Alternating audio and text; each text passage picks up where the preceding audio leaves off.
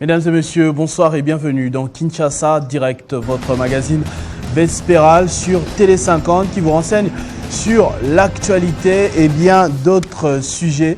Ce mardi, nous allons parler de la province de Kinshasa, mais également des autres provinces. En fait, on va parler d'une situation récurrente. Pendant les 5 ans de mandat de Félix Tshisekedi, l'on n'a pas pu faire asseoir l'autorité, que ce soit des assemblées provinciales ou des gouverneurs, parce que les provinces ont été déstabilisées. Pratiquement toutes les provinces ont pensé que Kinshasa serait épargnée, mais ce n'est pas le cas.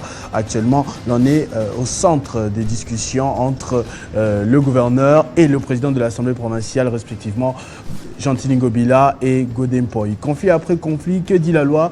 Qu'est-ce que l'on devra faire prochainement pour éviter cela? Est-ce que ça profite justement à ces différentes entités? Est-ce que l'on peut travailler dans ce genre de climat? On va avoir quelques réponses avec un scientifique. Il est chef de travaux à l'université de Lubumbashi, monsieur Didier Mungu. C'est avec lui que nous serons sur ce plateau dans quelques minutes. Mais avant, nous allons évoquer les grandes lignes de l'actualité. Et ce soir, sur Télé 50, ce sera avec madame Ketia Boloua, qui est déjà de l'autre côté du plateau, à qui je vais passer le bonsoir. Bonsoir monsieur Christopher, bonsoir mesdames, messieurs, place au grand titre.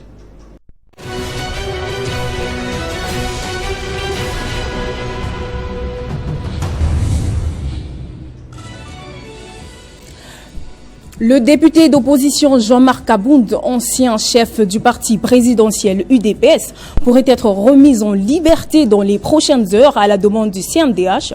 Les formalités sont en cours. Selon ses avocats, ce dernier n'a jamais introduit une demande de mise en liberté provisoire. Processus électoral en République démocratique du Congo au lendemain de la fermeture des bureaux de réception et des traitements des candidatures pour la députation nationale. Place à la période légale d'ajout, de retrait ou substitution des dossiers dans le Congo central des candidats dans un délai de 5 jours, soit du 24 juillet au 28 juillet. Le président français Emmanuel Macron est arrivé hier lundi en Nouvelle-Calédonie. Au programme de sa première journée, le chef de l'État a visité ce mardi matin le Sénat coutumier à Nouméa, défenseur de l'identité kanak. Au menu, cérémonie traditionnelle et discours sur l'avenir de la Nouvelle-Zélande. Mesdames, Messieurs, tous ces titres seront développés au journal de 19h avec Madame Gloria Mbouya. Pour la suite, l'actualité reste en continu. Retrouvez toute l'actualité en continu sur www.tele50.cd.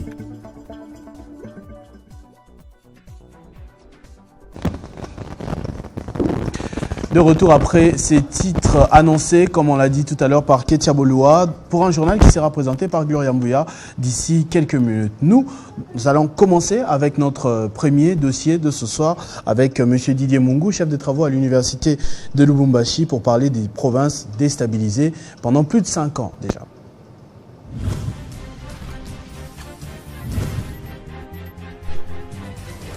Papa Jean-Marie Kassamba, en tout cas, félicitations. On a un Congolais dans Angola. En tout cas, on a fait la télé 50 pour Olongola Kabiso Sony. Tant qu'on vend dans la Mboka Oyo, na banda kuna biso na banda kuna bango tozota la télé 50 et Longola Kabiso la Kabiso fierté ya comme on a plateau moko impeccable. En tout cas, ça la Kabiso sembo bo continuer kaka ndenge wana. Ezo Longola Biso Sony. Donc to sepelaka na programme na bino en tout cas, eza kitoko.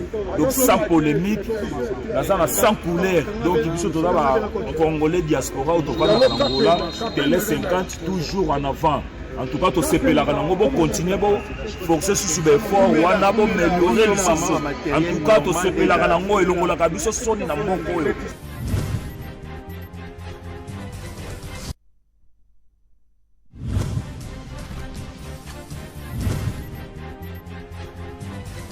Ici à l'université Révérend Kim, où j'ai le privilège d'ailleurs d'enseigner, partager avec les étudiants la thématique sur la réussite, sur les exemples, ce qu'on peut dire les success stories de notre pays. Ce pays a besoin des valeurs, a besoin des références, a besoin d'orientation. Et il y a encore des personnes dans ce pays qui peuvent servir de modèle, servir de soubassement de la bonne culture nationale. Et les étudiants ici nous ont témoigné de beaucoup d'écoute. Et je pense que tout ce que nous avons donné comme témoignage aujourd'hui peut rester comme moyen de parvenir à construire une nouvelle société. Que ce soit pour les dames, que ce soit pour les politiques. Un Premier ministre de demain, c'est celui qui réfléchit d'abord, c'est celui qui conçoit, c'est celui qui peut coucher dans un livre des maximes à appliquer dans la vie de tous les jours. Et je pense que nous avons essayé, nous avons tenté de partager ces expériences avec ces étudiants qui construisent en fait le Congo de demain que nous comptons construire désormais. Pour sortir de la pauvreté, de la précarité, il faut beaucoup se sacrifier. La pauvreté n'est que la conséquence de la paresse et de non-travail. Ces certificats vont nous rappeler que nous avons le devoir d'accompagner la jeunesse, que nous sommes un tout petit peu reconnus dans notre propre pays pour ce que nous faisons et nous allons continuer d'honorer ces gestes ô combien louables.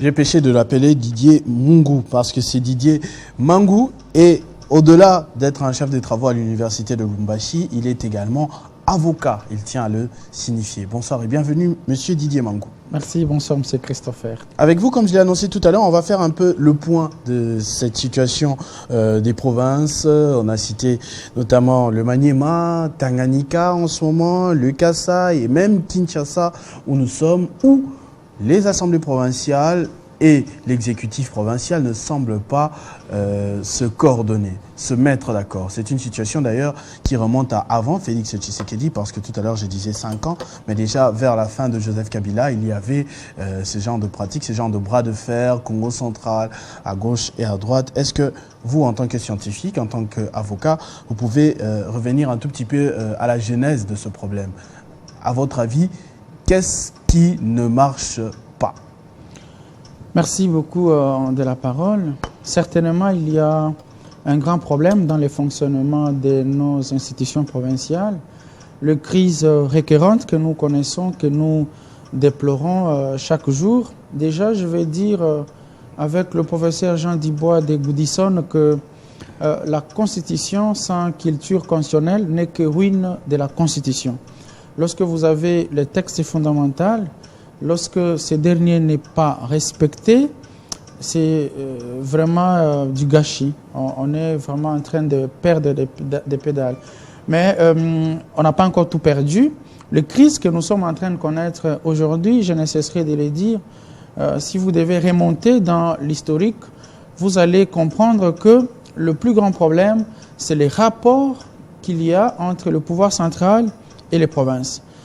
Alors que ces rapports ont été très bien définis par les constituants, parce que les constituants voudraient protéger le gouvernement provincial contre le gouvernement central.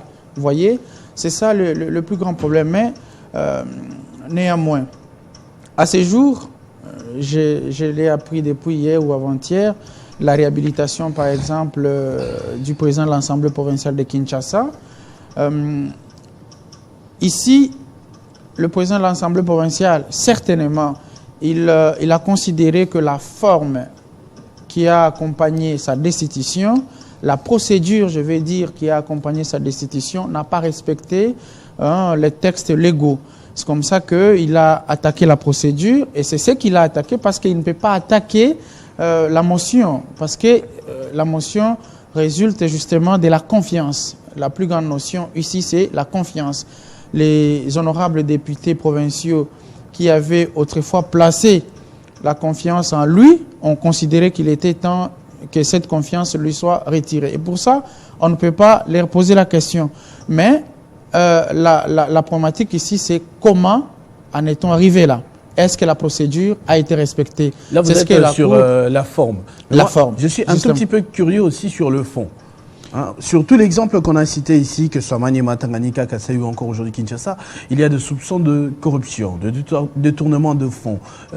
C'est soit l'un qui accuse l'autre, puis vice-versa. Si le gouverneur a été plus rapide que le président de l'Assemblée provinciale, c'est lui qui saute, ou au cas échéant, au Sud Kivu, on a vu des fermetures carrément des parlements provinciaux et tout ce que vous voulez, ainsi de suite. des assemblées provinciales, je voulais dire, le terme avait échappé. Est-ce que c'est vraiment le cas et quel dispositif est mis en place pour éviter, par exemple, pour que chacun puisse se contrôler, qu'il y ait le gouverneur capable de rendre compte à l'Assemblée provinciale et, si possible, vice-versa?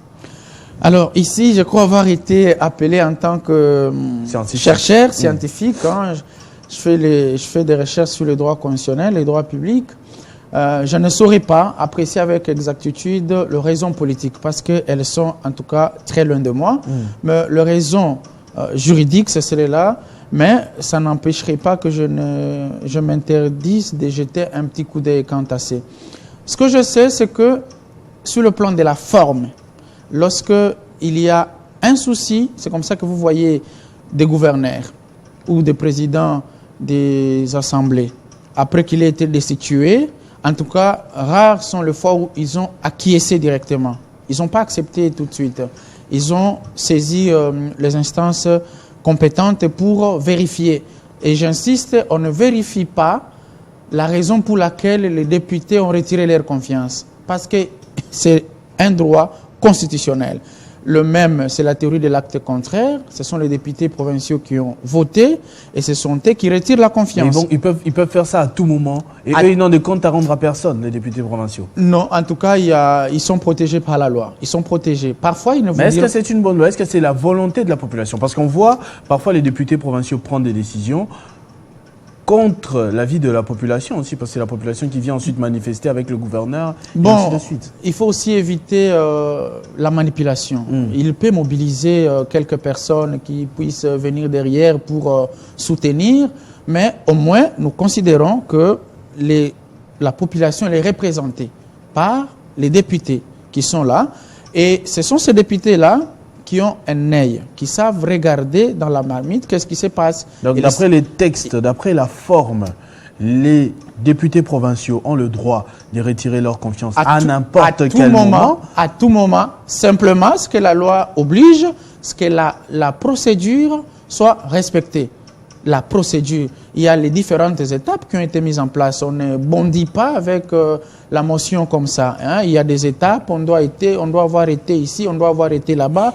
On doit avoir respecté telle ou telle autre procédure. Alors c'est vrai que vous ne voulez pas de la politique, mais c'est vrai que vous suivez quand même de l'actualité. Justement. Je veux qu'on se base sur ce cas récent, sur ces derniers exemples. Vous avez suivi depuis le début de l'affaire. Est-ce que les députés provinciaux de Kinshasa, par exemple, ont respecté la procédure de bout en bout? Là, avant même la réhabilitation. Parlons de ça d'échéance. Justement. Là, c'est les juges qui en apprécient. C'est les juges qui en apprécient parce que... Mais les faits, c'est les faits. Hein. Les faits, c'est les faits. Et les juges, il a l'obligation d'apprécier conformément aux faits. Il ne peut pas apprécier parce que tel me plaît, j'ai une appréciation qui lui sera propre. Non, il doit apprécier conformément aux faits tels qu'ils se seront déroulés. Et vous avez dit tantôt, quand vous prenez les cas au Maniema, à Tanganyika, il y a un grand problème. Parce que dès le départ, je ne voudrais pas généraliser, mais il semble vrai que certains gouverneurs, certains présidents des assemblées arrivent par pratiquement la corruption. C'est ce que nous décrions. Lui-même, il est arrivé par la voie de corruption. Comment voulez-vous ça, ce sont des faits. Vous avez dit que vous êtes scientifique. Hein? Justement. Quand vous dites ça, alors il faudra le prouver. Justement. Qui est arrivé là par voie de corruption? Le président de l'Assemblée provinciale? Non. Je suis en train de reproduire ce que vous, les médias, vous nous dites souvent. Ce que vous nous dites souvent, que voilà, il semble que. Et nous sommes quand même Congolais. Parce que le problème, il faut savoir les diagnostiquer pour proposer une thérapie. Vous voyez, si vous ne savez pas toucher au fond, vous ne saurez jamais proposer des solutions idoines. Il semble vrai que beaucoup arrivent par la voie de la fraude. Et la fraude corrompt tout. De la même manière que vous êtes arrivé par la fraude, quelqu'un d'autre viendrait vous investir par la fraude. Exactement. Si vous avez donné autant, il y a quelqu'un qui viendrait proposer plus que ça. Et à ce moment-là, ça crée. Et il y a d'autres provinces où on demande, les députés demandent leur part. Si cette part n'est pas respectée ou qu'il n'y a pas, alors il provoque des motions. C'est ça les dangers. Il y en a qui souhaitent le réforme, ce qui n'est pas mal. Mais nous considérons que la structure, la charpente telle qu'elle a été construite par les constituants, en tout cas, elle est magnifique. Le problème, c'est que Moi, quel ça me texte vous dites pour que quel c'est magnifique, peuple? mais moi, je suis quand même un tout petit peu dérangé quand vous me dites que les députés provinciaux peuvent retirer leur confiance sans rendre compte quand même que ça reste un problème de confiance. À quel moment on peut retirer aussi sa confiance à un député provincial? Il faudra attendre 5 ans. Et ils peuvent faire ça à tout moment. Justement. Ils font ça lundi, on élit un autre vendredi, puis lundi prochain ils Oui, sortent. parce que les députés représentent le peuple, le souverain primaire. À un certain moment, on se perd. Justement, ils représentent les souverains primaires. On considère, si vous prenez notre constitution, l'article 5 déjà, la souveraineté nationale appartient au peuple. Donc, les gens qui nous dirigent, ils ont reçu de nous les mandats. C'est nous qui les avons mandatés. Et lorsque nous considérons que le mandat que nous avons donné à tel ou tel autre ne convient pas ou ne convient plus, tout dépend du besoin actuel. Si on considère qu'il n'est pas en train de faire ce que nous lui avons demandé de faire, parce que je rappelle, le gouverneur, par exemple, lorsqu'il est élu sur base d'un programme. Il y a un programme qui est alors présenté aux députés provinciaux qui acceptent ce programme. Mais attention, lorsque ce dernier va inaugurer le latrine publique, il dira quoi? C'est sous la vision, sous l'impulsion de son Excellence, Monsieur le Président de la République. C'est une entorse à la loi. Parce que lui, il exécute un programme. Certains gouverneurs considèrent qu'ils doivent tout au gouvernement central. Mais non, les constituants voudraient que le développement puisse partir de la base. C'est pourquoi on a transféré un certain nombre de pouvoirs aux provinces afin qu'elles soient en tout cas autonomes. C'est comme ça qu'on parle des matières exclusives aux provinces, des matières exclusives au pouvoir central, de matières concurrentes. Vous voyez? Mais lui-même, il considère qu'il est le représentant des autorités centrales. Ce qui est vrai. Parce que le gouverneur, par exemple, il est le représentant du pouvoir central. Faut-il savoir ce que c'est le pouvoir central? Vous voyez? Ici, le pouvoir central devient un fourre-tout. On ne sait plus trop bien comprendre. Quand j'étais en train de lire dernièrement, par exemple, ce que nous avons, des petits soucis qu'il y avait ci et là, j'étais en train de suivre, non, il a été rappelé, non, il a été destitué, non, on va confirmer tel ou tel autre. Mais c'est une entorse à la loi parce que les gouverneurs, par exemple, que ce soit les gouverneurs, que ce soit les présidents de l'Assemblée provinciale, les deux tirent leur légitimité des députés provinciaux. Et lorsque ces derniers n'auraient pas encore retiré leur confiance, alors toutes les autres démarches seraient entreprises dans la violation de la loi. Ce qu'il faudra faire, c'est quoi? J'insiste là-dessus, le respect des textes qui nous gouvernent pose encore problème. Je vous avais dit d'emblée que la Constitution sans culture constitutionnelle, c'est ruine de la Constitution. Ça nous servirait à quoi d'avoir des textes qui embellissent, qui plantent les décors, qui ne nous servent à rien? J'ai un article un peu évocateur du professeur Kojidek qui disait à quoi servent les constitutions en Afrique?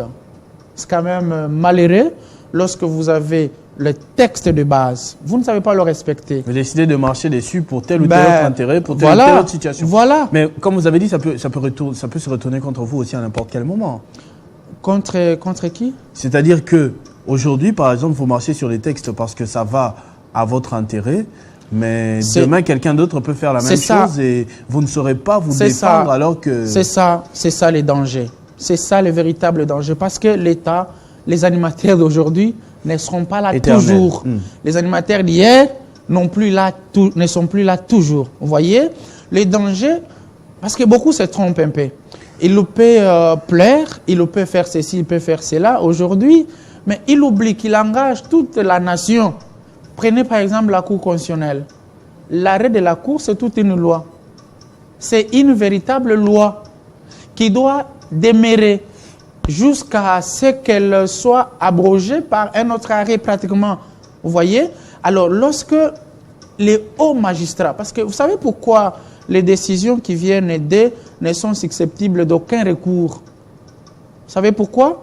Notamment parce que le Constitution a considéré, quand on arrive à ce niveau-là, on a fait carrière. On a fait carrière. On jouit d'une probité morale irréprochable. On considère que de vous, la faute n'est plus permise. De vous, la corruption n'est plus prononçable. dévoue l'influence, qu'est-ce qu'on dit, les trafics d'influence, ça ne marchera pas. Ça ne marche plus. Vous avez fait carrière, vous êtes réputé noble. C'est pourquoi je appelle la plus haute cour. Voilà, c'est pourquoi je plaide souvent par rapport à la génétique des membres qui doivent animer nos grandes institutions. C'est-à-dire quoi, génétique? La génétique, c'est la naissance. Comment sont-ils arrivés là? C'est la question fondamentale. Si vous regardez comment la Constitution a tranché, je crois qu'il faudra prochainement procéder à des réformes parce que, vous savez, c'est bien d'accuser les gens. Hein. Non, le président, non, le premier ministre, non, mais non. Chacun de nous est responsable de ses propres effets. Et l'histoire retiendra que tel ou tel autre n'a pas été à la hauteur lorsque la République attendait de lui quelque chose. N'a pas été à la hauteur. Et c'est ça le plus grand problème. À ce niveau-là, on fabrique, si on peut fabriquer. Vous imaginez, chez moi, un droit, on a inventé des expressions inimaginables. Des arrêts prêts à porter. La fabrication des zones de justice. Un arrêt par commande. Vous voyez tout ça, ça dénigre. Ce sont des antivaleurs. Ça rabaisse. Ça rabaisse totalement. Ça ne respecte pas l'état des droits. Ça ne respecte pas. Lorsqu'on peut parler d'un arrêt sur commande, ça jette un discrédit terrible sur les institutions parce que la séparation de pouvoir, c'est quoi? C'est le fait, pour chaque organe, lorsque vous édictez le loi, le gouvernement, les chefs de l'exécutif, c'est pour exécuter. Mais les constituants considèrent que celui qui doit exécuter ne devrait pas être celui-là qui doit devoir contrôler la véracité de l'exécution dont il avait la charge. Quand vous citez tout cela, est-ce que vous donnez un tout petit peu raison au président de la République qui dit que pendant son mandat, ce tout premier, la justice ne l'a pas du tout aidé? Il a cité les magistrats personnellement. C'est vrai qu'ils étaient en train de chanter béton, béton, béton, mais il a dit qu'ils ne l'ont pas du tout aidé. 50 pas. Justement, c'est ça justement. On est dans une société où on ne veut pas servir la patrie. Vous voyez, est-ce le président de la République a-t-il besoin d'être flatté? C'est la question que je me pose. A-t-il vraiment besoin d'être flatté? Vous flattez finalement qui? Est-ce que vous n'êtes pas en train de vous tromper? La justice, c'est le pilier fondamental sur lequel doit s'appuyer un État. Pas de justice, pas d'État. C'est pourquoi on dit les droits. Oui, mais quel droit? La démocratie, l'état des droits, mais l'état des droits n'est pas l'état de n'importe quel droit. Il décrit justement, mais moi je considère qu'il est toujours le responsable. Parce que si vous prenez notre constitution, l'article 69, ou si je ne me trompe, fait du président de la République non seulement le garant du bon fonctionnement, mais aussi celui qui doit veiller au respect de la Constitution. C'est sa responsabilité. Quelqu'un m'a posé dernièrement la question, mais comment le président doit veiller au respect de la Constitution? Comment il est le garant de bon fonctionnement? Le premier magistrat. Justement. Non, et puis, je vais ajouter, d'aucuns viennent avec les expressions le magistrat suprême. Mais nous qui faisons le droit constitutionnel, nous souffrons lorsque nous écoutons certaines déclarations. Nous souffrons énormément parce que le magistrat suprême, d'aucuns pensent qu'ils sont en train de le bombarder beaucoup de pouvoir et tout. Le magistrat suprême, ça signifie quoi? Je n'ai pas assez de temps. Prochainement, je pourrais expliquer les commandants suprêmes des forces armées de la République démocratique du Congo et de la police nationale. Ça signifie quoi? Mais il y en a pour plaire, ils crient le commandant suprême, le magistrat suprême. Ça ne fait pas de lui pour autant un homme au-dessous des lois. Des lois, non, pas du tout. Pas du tout. Historiquement, il faut aller rechercher le magistrat suprême signifie quoi? C'est pourquoi je vous ai dit tantôt, la Constitution lui confère la responsabilité de veiller au respect, et il a cette lourde responsabilité de rappeler aux uns et aux autres, écoutez, là, vous n'êtes pas en train de respecter les lois de la République. Pour revenir justement à notre sujet, le président de la République devrait réagir comment quand les assemblées provinciales et les exécutifs provinciaux s'entrent dedans constamment? Parce qu'il s'en est plaint. Lors d'une des conférences de gouverneurs, il avait dit si on pouvait arrêter cela. Il s'est prononcé en faveur comment on dit, on dispatche un tout petit peu, que ce ne soit plus les originaires pour chacune des provinces. Si on peut prendre un Mongala, on met au Katanga, un Katangé au Congo central, ainsi de suite, un peu pour partout, pour qu'il y ait plus d'efficacité et détruire les tribalismes créés. Je crois que le président, là, je sais bien accepter ses plaintes parce qu'il est impuissant. Impuissant pourquoi? Parce que le dispositif constitutionnel tel qu'il a été construit, il est encore celui-là. Donc si vous voulez faire autre chose, vous devez commencer par revisiter un peu le texte. Alors, il a trouvé cette situation comme ça. C'est ce qu'il faut faire. C'est pourquoi la conférence des gouverneurs a été créée, a été instituée. C'est justement pour renforcer notamment la cohésion nationale, mais aussi pour rappeler aux uns et aux autres. Parce qu'il faut aussi voir pourquoi il y a cette agitation, pourquoi ça ne tient pas, pourquoi il y a toujours de problèmes. Est-ce que ça a été une erreur? J'ai dit que ça n'a pas été une erreur d'avoir les assemblées provinciales, d'avoir les gouvernements provinciaux. Si vous lisez notre constitution, ça a été très bien pensé. Je félicite les constitutions de 2006 parce que ce modèle-là, lorsqu'il est appliqué, lorsqu'il est respecté, eh bien, nous aurons le développement partir de la base. Parce que beaucoup attendent que le développement vienne de Kinshasa, mais c'est un peu de circuler ici. Lorsque vous circulez ici, vous regardez même dans nos mentalités de chaque jour, je doute fort que notre développement national puisse partir de là. Je doute vraiment fort. Mais le président de la République, il fait quoi dans tout ça? Qu'est-ce qu'il doit faire? Ce qu'il doit faire, ce que j'étais en train de vous dire. Que prévoit la loi? Si la loi ne prévoit rien... Non, ce n'est pas que la loi ne prévoit rien. Seulement, les textes sont là. Il ne peut pas aujourd'hui se réveiller et nommer un gouverneur. S'il doit faire ainsi, ce serait en violation de la loi et tout le monde va le décrier. Vous voyez, ce qu'il doit faire, c'est rappeler. Sauf, excusez, on entre un peu dans les cours, parce que quand on est avec un scientifique, on profite. Justement. Sauf dans les cas d'état des sièges, par exemple, parce que là, ils ont été nommés dans les provinces sous état des sièges. Là, c'est un cas exceptionnel. Et voyez-vous, c'est la Constitution qui nous confère ces pouvoirs pendant ces temps-là. Et c'est un pouvoir aussi très limité pour éviter quelques abus qui pourraient surgir aussi et là. Mais la solution, je rappelle, la solution, c'est l'article 69 de la Constitution qui fait du président de la République non seulement le garant du bon fonctionnement, mais aussi et surtout celui qui veille au respect de la Constitution, de toutes les lois de la République. Veiller, ça signifie quoi? C'est pourquoi il avait été institué la réunion interinstitutionnelle. Ce n'est pas pour rien. C'est ce cadre-là qui permet au président de la République de réguler pratiquement la vie publique nationale. Le président de la République, c'est un lubrifiant institutionnel. Il désamorce les crises.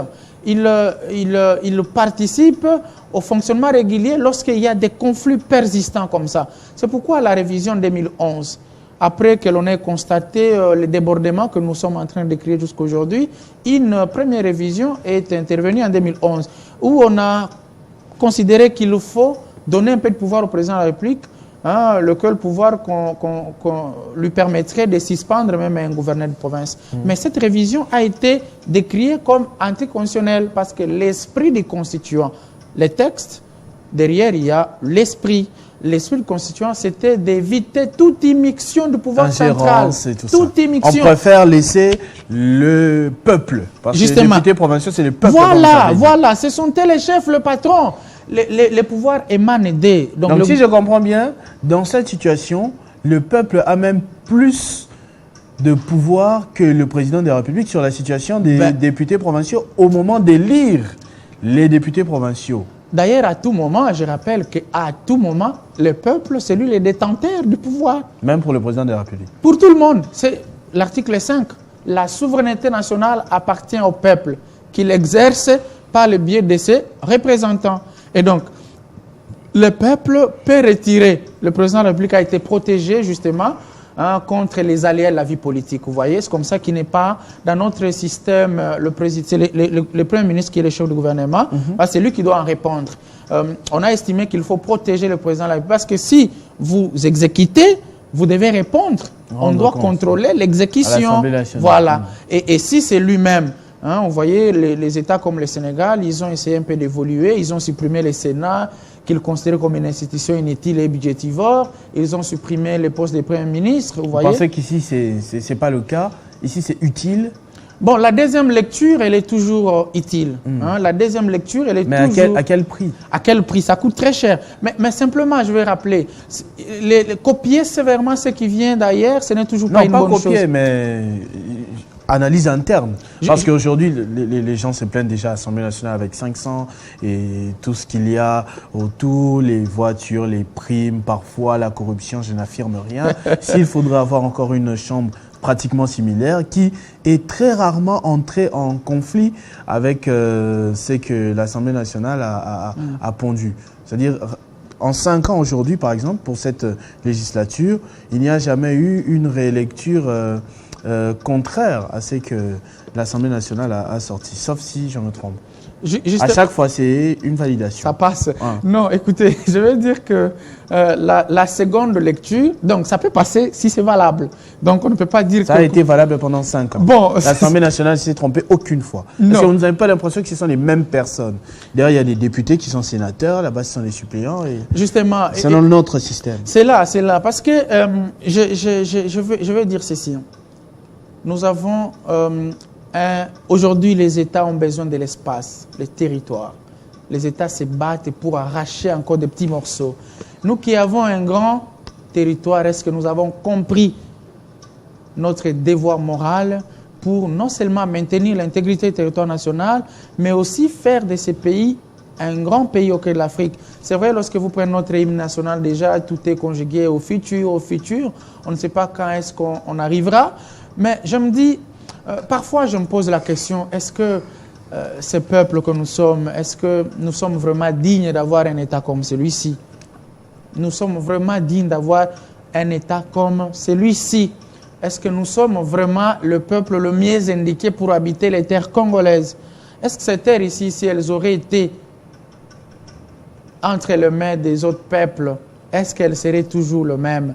Et donc, vous êtes en train de faire ce que vous avez reproché à l'hymne national. L'hymne national se conjugue au futur. Vous êtes même au passé, au conditionnel. Non, nous devons, c'est le présent. Le présent. Nous devons agir. La situation est telle qu'elle, il faut faire quoi? Voilà. Aujourd'hui, c'est d'abord un sursaut patriotique.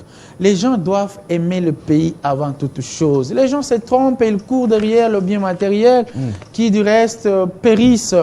Les gens oublient les valeurs. Ce sont les valeurs qui construisent les nations, les grandes nations. Vous savez, la France est un tout petit pays, hein, mais elle fait peur à beaucoup de gens. Ce n'est pas l'immensité du territoire qui fera de nous un grand État, c'est la qualité des citoyens. Nous sommes quel peuple? Même le loi. Quel peuple pour quelle loi? Nous pouvons avoir le meilleur loi du monde, mais nous-mêmes, quel peuple sommes-nous?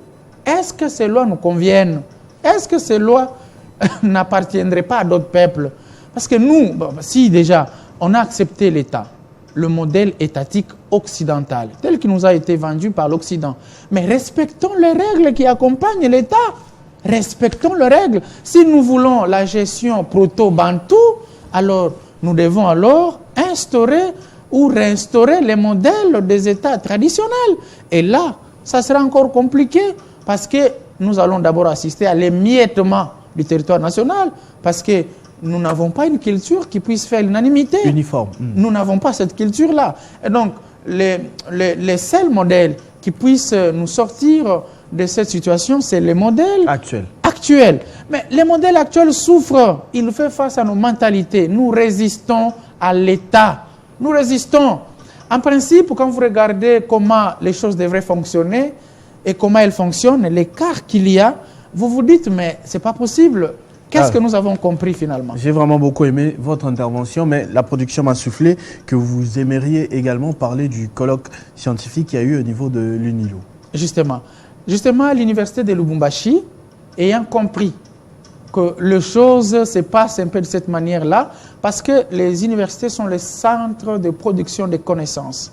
Le comble, c'est que nous sommes dans un pays où les politiques ne courent pas après les scientifiques. Mais c'est le contraire. Dommage. C'est le contraire. Besoin d'argent. C'est les politiques devaient courir, devaient aller rechercher les connaissances. Les scientifiques que nous sommes, nous produisons les connaissances qui devaient être consommées, les connaissances qui devraient régler beaucoup de problèmes. L'université de Lubumbashi venait d'organiser un très grand colloque qui a réuni toutes les meilleures têtes pensantes de la République. Alors, toutes les meilleures. Dans quel domaine? Dans le domaine du droit constitutionnel, parce que ici, l'instabilité des provinces, c'est le droit constitutionnel, vous voyez. Et l'université de Lubumbashi a fait un magnifique colloque sous la direction de M. le recteur, que je salue en passant. un excellent Il est à recteur. Kinshasa en ce moment. Justement, Il il est vice-président de l'AIF. C'est déjà un grand honneur pour le pays. En tout cas, le mérite qu'il a, c'est sa vision pour la science. Parce que l'université, ce n'est pas aller récolter le minerval. Non. L'université, c'est la production de connaissances. Alors, c'est comme ça que l'université de Lubumbashi, M. le recteur Gilbert Kishiba Fitoula, a organisé un très grand colloque qui a réuni vraiment beaucoup de scientifiques et on a proposé les éléments à partir desquels quelques solutions pouvaient déjà être dégagées. Et le rapport général, il est là, je vous dis.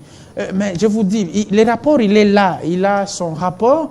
Il va remettre à toutes les autorités compétentes afin que les mesures soient prises rapidement. Parce qu'il suffit juste qu'il y ait une volonté pour accompagner les résolutions qui ont été faites et nous allons diminuer le problème qu'il y a aujourd'hui. Ah, ça, c'est très bien. Ouais. Les recommandations, c'était quoi déjà? Les recommandations phares, par exemple. Les recommandations phares, c'est le respect des textes. Donc, tout ce que vous avez dit ici tout à l'heure, pratiquement. C'est ça la base, en fait. C'est ça la base. Si on respectait, tout sera beaucoup plus facile. On doit commencer par là. On doit commencer par respecter les textes. Si les textes sont respectés, parce que, je vous répète, la charpente telle qu'elle a été construite par les constituants, je vous dis, si vous y pénétrez avec un regard des juristes, vous y trouverez de bonnes choses et vous n'avez pas beaucoup de choses vraiment à reprocher aux constituants. C'est nous. Nous, on ne sait pas s'adapter au modèle de l'État. On ne sait pas s'adapter. C'est ça la réalité. On ne sait pas s'adapter au modèle de l'État. Vous êtes là, M. Christopher, un excellent journaliste. Merci. Demain, vous avez des responsabilités. Bon, vous allez prioriser autre chose. Pourquoi vous me maudissez? Non, je ne suis pas en train de vous maudire. Je ne voudrais pas simplement que l'on vous reproche ce que vous reprochez aux autres aujourd'hui. Abdou Diouf l'avait dit une fois ici, lors du 14e sommet de la francophonie. Il s'adressait indirectement un peu à l'Occident, éviter de reprocher aux uns ce que vous ne savez pas faire aux autres. Vous voyez? Et donc, nous avons intérêt aujourd'hui, si nous acceptons le modèle d'État occidental, respectons les règles. C'est ça le problème. Si chacun de nous devait respecter le principe, nous aurons la paix sociale. Même à l'extérieur, nous aurons la paix sociale. Et c'est même ça la base du respect. Même les voisins, quand ils vous voient respecter vos règles de jeu, ils vous respecteront automatiquement. S'ils voient que vous bafouez vous-même ce sur quoi vous vous êtes entendu, eh bien vous n'avez aucune valeur. Je vais vous donner un petit exemple. Vous quittez ici, vous êtes Congolais et tout. Vous quittez ici, vous êtes à Paris, vous avez une bouteille d'eau. Sur le plan psychologique, vous savez qu'à Paris, on ne jette pas la bouteille d'eau partout. Parce que c'est une culture, ça fait partie des valeurs. Alors que chez vous, vous êtes habitué à le faire. Mais quand vous y allez, vous saviez déjà qu'ici, on ne fait pas ça. Donc, tout doit commencer par là. Respectons les valeurs qui accompagnent les modèles de l'État que nous avons acceptés. Soit renonçons au modèle d'État que nous avons aujourd'hui. C'est ça la solution. Soit, parce que les gens aiment un peu la gestion proto-bantou. Hein? Comme j'ai appris, non, le président de l'Assemblée provinciale voudrait un peu logner. Et puis l'autre a dit, mais non, qu'est-ce que tu viens chercher là? Vous voyez? C'est pas tes affaires. Voilà, qu'est-ce que tu viens chercher là? Alors que les parlements, le plus grand rôle du Parlement, c'est le contrôle. Les parlements, comme j'apprends là, les invisibles et tout. Non, les parlements devaient être un endroit sain. Un endroit sain, parce que, écoutez, c'est celui-là qui a reçu mandat pour contrôler l'action du gouvernement. Il doit contrôler, il doit être propre, irréprochable. Mais si le parlementaire fait objet de corruption, mais vous voulez quoi? Enterrons carrément la République. Or, nous ne pouvons pas l'enterrer. Nous sommes en train de travailler pour relever les défis. Nous ne pouvons pas enterrer notre patrie. Les parlementaires, que ce soit au niveau national comme provincial, devraient se refuser. Déjà, quand le gouverneur doit être élu, quand le président de l'Assemblée doit être élu, qu'est-ce qui se passe? Et souvent, la corruption, elle est organisée, structurée. Une corruption voulue par le peuple. Lorsque vous acceptez la corruption, mais non, qu'est-ce que vous voulez me demander? Parce qu'un ancien gouverneur... Pour chuter, oui. Un ancien gouverneur était en train de me dire, bon, avant que je n'y arrive, on m'a demandé autant. Je suis allé chercher un peu d'argent rapidement pour réunir ce montant. Je suis passé. Et qu'est-ce que je fais? Alors que moi, j'ai des dettes. je dois d'abord couvrir mes dettes. Voilà les modèles de l'État que vous voulez. C'est ça, nous sommes petits et nous risquerons de mourir petits. Merci beaucoup pour toutes ces précisions, pour toute cette matière en tout cas. On était dans un cours de droit aujourd'hui, droit constitutionnel, droit, tout ce que vous voulez. En tout cas, merci. Avocat, je rappelle que vous êtes avocat au barreau de Lubumbashi. Vous nous venez justement de là, vous êtes chef des travaux également à l'université de Lubumbashi. Vous avez participé à ce colloque scientifique qui a abordé ces questions importantes du droit constitutionnel. Et merci beaucoup de nous avoir rapporté tout cela. Je rappelle, monsieur Didier Mangou. Merci beaucoup, monsieur Christopher. Merci également à vous d'avoir suivi ce numéro de Kinshasa Direct. Dans quelques petites minutes, vous aurez droit à la grande édition du journal de Gloria Mbouya, annoncé déjà tout à l'heure. Entre-temps, restez fidèles au programme de votre chaîne Télé 50. Vivez heureux, vivez 100 ans, mesdames et messieurs.